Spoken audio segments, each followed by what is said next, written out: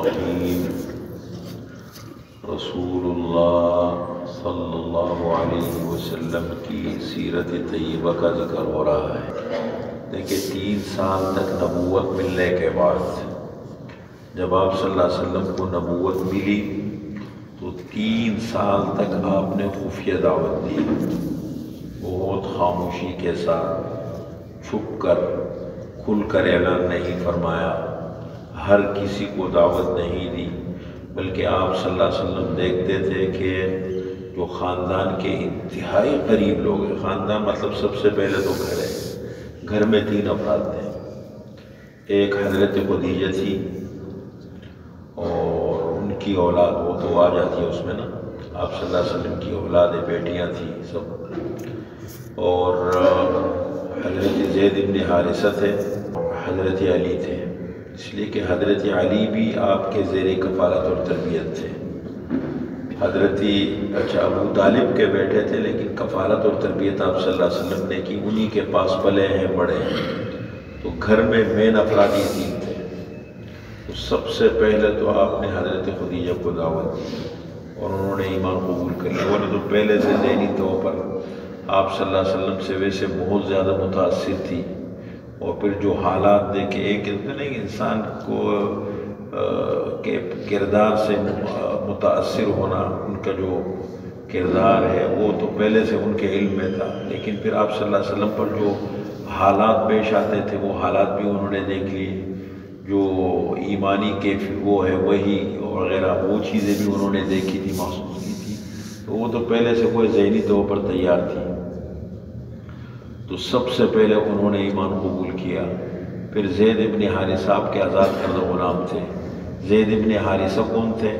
ان چیزوں کو بھی بہت سمجھنے کی ضرورت ہے۔ دیکھیں اعتماد بہت بڑی نعمت ہے، اعتماد ہوتا ہے نا، یہ باتوں سے نہیں ملتا، یہ جو آج کل کسی کو کہہ دیا ہاں یہ میرا لیڈر ہے، یہ میرا بڑا ہے، یہ میرا بھلا ہے، یہ کہنا بڑا آسان ہوتا ہے۔ کسی کے ساتھ رہ کر کے زندگی گزار کے اندر سے اس کی پوری زندگی کو سمجھنا، پہچاننا، یہ بہت مشکل کام ہوتا ہے۔ کسی کے ساتھ معاملات ہو جائے، کیسے دوست ہم اپنی زندگی میں دیکھ رہے ہوتے ہیں، کتنے اچھے تعلقات ہوتے ہیں، زندگی ساتھ چلتی ہے، جب رشتے ہو جاتے ہیں،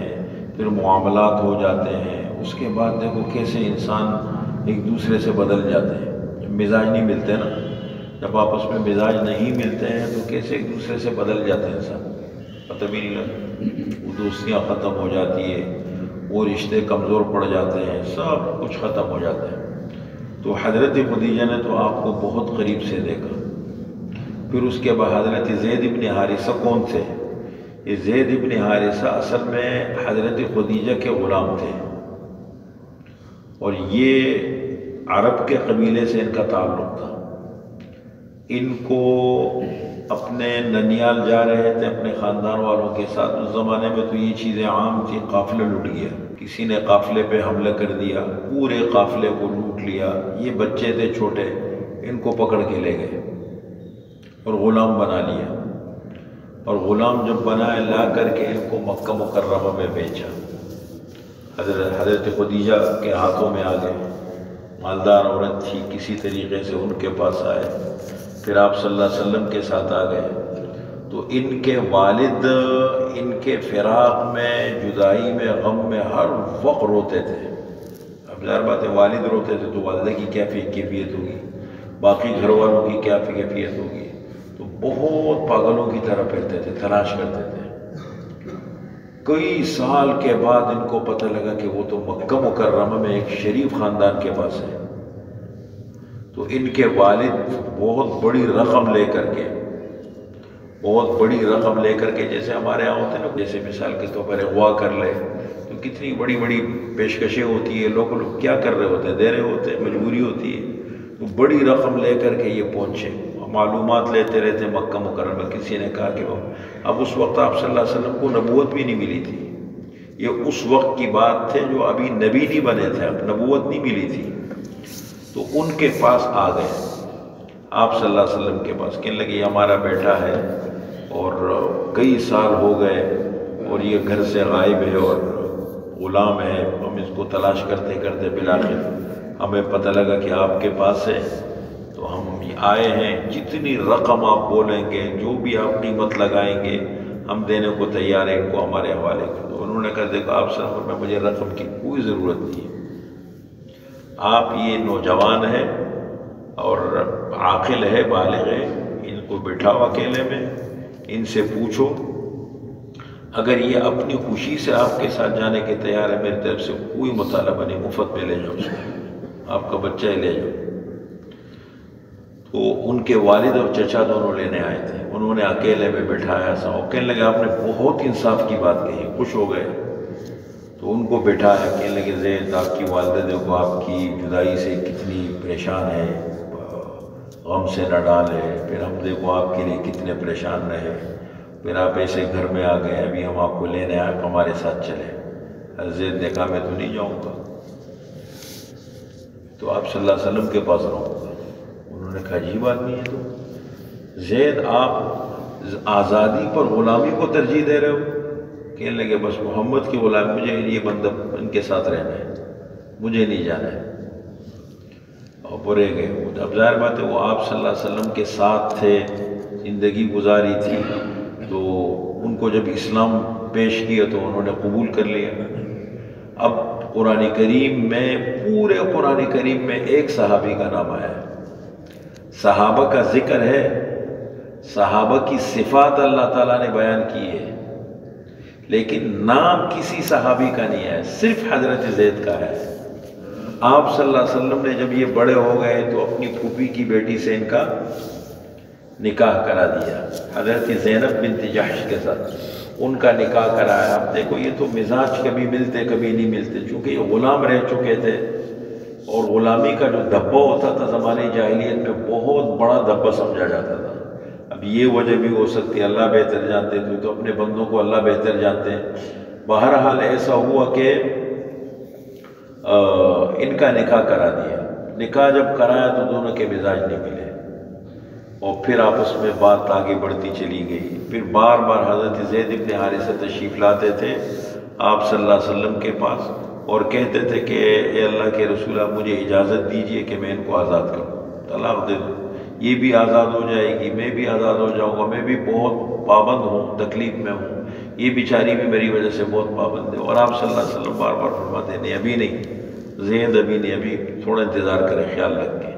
اس لیے کہ ان کے بھی کوئی والدین تھے نہیں، ان کے ایک بھائی تھے، وہ احد میں شہید ہو گئے تھے۔ تو آپ صلی اللہ علیہ وسلم نے فرمایا کہ اگر ان کو طلاق ہو جاتی ہے تو پھر کیا کریں گے؟ ظاہر بات ذمہ داری تو آپ صلی اللہ علیہ وسلم پر تھی، پھوپھی کی بیٹی تھی، اور آپ خود نکاح اس لیے نہیں کر سکتے تھے کہ زید ابن حارثہ کو آپ نے منہ بولا بیٹا بنایا تھا، اور عرب میں یہ اصول اور دستور تھا کہ کسی نے کسی کو کہہ دیا میرا منہ بولا بیٹا ہے نا، وہ بیٹا سمجھا جاتا تھا، اس کی بیوی کو بہو کی طرح سمجھتے تھے، اور اس کے لیے وہی احکام تھے جو ایک بیٹے کے لیے ہوتے۔ تو آپ صلی اللہ علیہ وسلم فرمایا کہ اگر یہ چیزیں جب ماحول میں آ جاتی ہیں نا، باتیں تو کرتے ہیں لیکن ہمارے ہاں چھوٹی چھوٹی رسمیں ہیں، ہماری شادیوں میں، ہماری خوشی غمی میں چھوٹی چھوٹی رسمیں ہوتی ہیں۔ اب وہ چھوٹی چھوٹی رسمیں چھوڑنا بہت مشکل ہو جاتا ہے، بہت مشکل ہو جاتا ہے۔ لوگ پتہ نہیں اتنا سمجھتے ہیں جیسے کوئی پہاڑ ہے۔ اب اس دن ایک میت میں جانے کا اتفاق ہوا، قریبی لوگ تھے ہمارے، میں گیا، الحمدللہ پورا انتظام شروع سے آخر تک ہم نے کیا، قبر میں اتارا ان کو، سب کچھ کر دیا۔ اب اس کے بیٹے کا اور ان کے جو مرحوم کے بھائی تھے ان کا آپس میں اختلاف ہو گیا، سوئم رکھے یا نہ رکھے،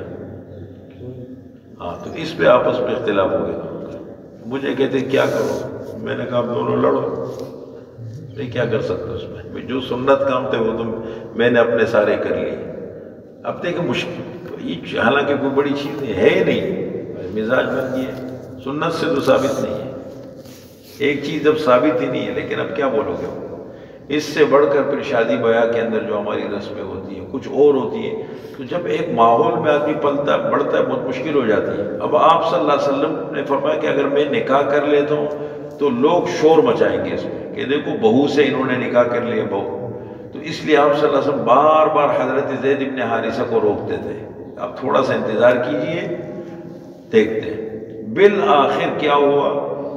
صبر کا پیمانہ لبریز، اور ایک دن آیا کہ فلما قضى زید منہا وطرن زوجناکا، جب حضرت زید نے ان کو طلاق دے دی، دیکھو قرآن میں نام آ گیا، اور اللہ نے اتنا خیال رکھا کہ دیکھے انہوں نے اپنے ماں باپ کی قربانی حضور صلی اللہ علیہ وسلم کے لیے دی تھی نا، اور زید ابن محمد ان کو کہا جاتا تھا، قرآن میں ان کا نام آ گیا۔ بعض واقعات زندگی میں ایسے ہوتے نا کہ وہ آدمی کو ہلا دیتے، سوچ ہل جاتی ہے زندگی۔ حضرت عائشہ رضی اللہ تعالی عنہ پر منافقین نے الزام لگا دیے، ایک غزوے میں غلط الزام لگا دیا۔ اچھا، 1 مہینے تک یہ بات گردش کرتی رہی، منافقین شور مچاتے رہے، لوگوں نے بڑا اس کو غلط رنگ دے دیا، پتہ نہیں کہا، آپ وسلم بھی خاموش رہے۔ یار بات عزت کے مسائل ہو تو پھر بندہ بول بھی نہیں سکتا۔ اب یہ کیفیت چلتی رہی۔ 1 مہینے کے بعد، پورا 1 مہینے کے بعد قرآن کریم کی 16 آیتیں، 2 رکوع اللہ تعالیٰ نے حضرت عائشہ کے پاکی میں نازل کی۔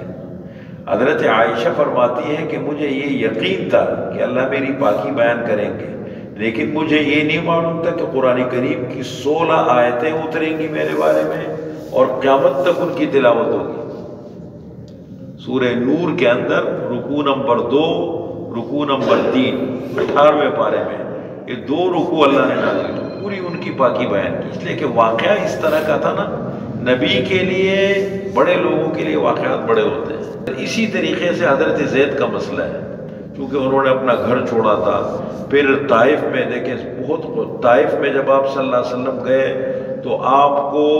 تقریباً کئی میل تک پتھر مارے گئے،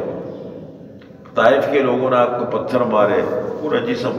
حضرت زید ابن حارثہ کے بھی سامنے آ رہے، پیٹ پر اپنے پیٹھ کے اوپر پتھر کھا رہے، کبھی یوں آ رہے، پتھر ان کے اوپر لگ رہے۔ اس واقعے میں آپ کے ساتھ تھے۔ ام المؤمنین حضرت عائشہ صدیقہ رضی اللہ تعالی عنہ فرماتی ہیں کہ میں نے ایک مرتبہ آپ صلی اللہ علیہ وسلم سے پوچھا کہ اللہ کے رسول، آپ پر احد والے دن سے بھی زیادہ تکلیفیں آئی ہیں، صحابہ شہید ہو گئے، حضرت حمزہ کے ٹکڑے ہو گئے، آپ صلی اللہ علیہ وسلم کا دندان مبارک شہید، آپ سے فرمایا کہ عائشہ میرے اوپر کا بہت تکلیفیں آئی، اور طائف کا واقعہ آج بھی میں یاد کرتا ہوں میرے رونگٹے کھڑے ہو جاتے ہیں۔ طائف کا جو واقعہ ہے نا، حضرت زید ابن حارثہ آپ کے ساتھ تھے۔ کون ساتھ تھے؟ حضرت زید ابن حارثہ، وہ آپ صلی اللہ علیہ وسلم کے ساتھ تھے اس واقعے میں، اس لیے قرآن کریم نے ان کا ذکر کیا۔ تو زید ابن حارثہ، ظاہر بات ہے انہوں نے تو گھر چھوڑا تھا، وہ کہاں جاتے ہیں؟ تو آپ نے اتنی خفیہ دعوت دی ہے 3 سال کی، شروع میں جب آپ کو نبوت ملی حضرت خدیجہ، اس کا تو ہم سوچ بھی نہیں سکتے کہ وہ کبھی انکار کرے گی، وہ تو کی تو زندگی سب آپ صلی اللہ علیہ وسلم کے ساتھ تھی۔ اور پھر حضرت زید ابن حارثہ مسلمان ہو گئے۔ حضرت علی بہت چھوٹے تھے ابھی، آپ صلی اللہ علیہ وسلم کے زیر کفالت تھے، ان کو دعوت دی۔ ظاہر بات ہے ایک نیا دین ہے، نیا نظام ہے، کبھی زندگی میں یہ چیزیں دیکھی نہیں ہیں، تو حضرت علی نے فرمایا ٹھیک ہے میں ابو سے مشورہ کرتا ہوں پھر بتاتا ہوں، چھوٹے تھے نا۔ تو آپ صلی اللہ علیہ وسلم فرمایا علی دیکھو بات سنو، آپ کو اب یہ بات سمجھ میں نہیں آتی، آپ والد صاحب کو نہ بولے ابھی۔ اس کا مطلب اتنی خفیہ دعوت آپ صلی اللہ علیہ وسلم نے دی ہے، چھپ کر اور خفیہ دعوت دی ہے۔ فرمایا کہ آپ کیا کریں، اگر آپ کو بات سمجھ میں نہیں آتی ہے ٹھیک ہے، لیکن والد صاحب کو نہ بتائیں ابھی، ابو طالب کو ابھی نہ بتائیں۔ اس کا مطلب ابو طالب کو بھی دعوت نہیں دی تھی، تو باہر کے طرف اپنے گھر کے لوگوں کو دی، گھر میں یہی لوگ تھے، گھر کے لوگوں۔ جب حضرت خدیجہ مسلمان ہو گئے تو بیٹیاں مسلمان ہو گئی، پہلے شوہر سے 2 بیٹے تھے وہ بھی مسلمان ہو گئے، پھر اس کے بعد دوسرے شوہر سے ایک بیٹی تھی وہ بھی مسلمان ہو گئی، پھر آپ صلی اللہ علیہ وسلم سے 4 بیٹیاں تھیں بالغ تھی وہ بھی مسلمان ہو گئی، پھر اس کے بعد جو ہے وہ آپ صلی اللہ علیہ وسلم 2 بیٹے تھے حضرت خدیجہ کے، لیکن حضرت ایک کا نام تھا حضرت قاسم اور ایک کا نام تھا حضرت عبداللہ، جن کو طیب اور طاہر بھی کہتے تھے۔ وہ دونوں بہت چھوٹے تھے، بالغ نہیں ہوئے تھے کہ اللہ کو پیارے ہو گئے تھے، تو 4 بیٹیاں بھی مسلمان ہو گئی، تو یہ گھر کے افراد مسلمان ہو گئے۔ پھر آپ صلی اللہ علیہ وسلم نے معاشرے میں جب دیکھا تو آپ کے سب سے زیادہ مخلص وفادار دوست حضرت ابوبکر تھے۔ حضرت ابوبکر رضی اللہ عنہ یہ بڑے مخلص اور وفادار دوست تھے، ان پر اسلام کو پیش کیا، یعنی بہت خفیہ خاموشی کے ساتھ سوچ سمجھ کر آپ دعوت دے رہے ہیں کہتے ہیں حضرت ابو بکر پر جب میں نے اسلام پیش کیا تو جس کسی پر میں نے اسلام پیش کیا تو پہلے وہ جھجکا ہے۔ حضرت خدیجہ کا شمار ان چیزوں میں نہیں آتا، وہ تو تھی گھر کی پردہ، لیکن وہ جھجکا ہے۔ باہر کے لوگوں میں، دوستوں میں یا جاننے والوں میں جس کسی پر میں نے اسلام کو پیش کیا تو پہلے وہ تھوڑا سا جھجکا، نیا دین ہے، نیا سسٹم ہے، کبھی دیکھا نہیں ہے، گھر کا ماحول نہیں ہے، باہر کا ماحول نہیں ہے۔ ایک ابو بکر ہے کہ ان پر جب میں نے اسلام کو پیش کیا تو انہوں نے پیر نہیں بدلے، سوچا نہیں، مجلس میں انہوں نے اسلام قبول کر لیا۔ تو 3 سال تک آپ نے انتہائی خفیہ دعوت دی، بہت خاموشی کے ساتھ، خاص لوگوں کو، اور چن کے، یعنی دیکھتے تھے کہ ان سے میرا قلبی ملاپ ہے یا نہیں۔ وہ دل کو دل سے راہ ملتی ہے نا، وہاں لوگوں سے بے تکلفی ہے کہ ان کو بولوں گا، تو ان لوگوں کو چن کے نہ، خاندان کے لوگوں کو بھی نہیں دیتے تھے، ہر کسی کو، جو انتہائی قریبی لوگ، چاہے وہ خاندان میں ہو، چاہے وہ قریش میں کہیں بھی تھے، چن کے لوگوں کو دعوت دی۔ ان میں بھی سب مسلمان نہیں ہوئے، ان کو بات سمجھ میں آ گئی وہ مسلمان ہو گئے، جن کو بات سمجھ میں نہیں آئی وہ ایمان نہیں لائے۔ پھر 3 سال کے بعد اللہ تعالیٰ کا حکم نازل ہوا، علانیہ دعوت، کھل کے دعوت دیں، فاصدع بما تؤمر واعرض عن المشرکین، یہ آیت نازل ہوئی، وقل انی انا النذیر المبین، یہ آیتیں، وانذر عشیرتک الاقربین، یہ قرآن کریم کی آیتیں نازل ہوئی۔ فاصدع بما تؤمر واعرض عن المشرکین ایک، وقل انی انا النذیر المبین، وانذر عشیرتک الاقربین، یہ قرآن کریم کی 3 آیتیں جب نازل ہوئی، اب آپ کو حکم ملا کہ اب آپ کھل کے دعوت دیں۔ یہ مت دیکھیں یہ خاندان ہے، یہ مت دیکھیں یہ مخالف ہے، یہ مت دیکھیں کہ یہ موافق ہے، اب کھل کے آپ دعوت دیں۔ کھل کے دعوت کا مطلب ہر ایک کے پاس جائے اور بالکل بغیر کسی جھجک کے دعوت دے، لوگوں کو بتایا، اسلام کے بارے میں بتایا لوگوں کو۔ پھر آپ صلی اللہ علیہ وسلم نکلے ہیں، علانیہ دعوت کے بعد کیا کیفیت ہے، انشاءاللہ اس پہ اگلی نشست میں گفتگو کریں گے۔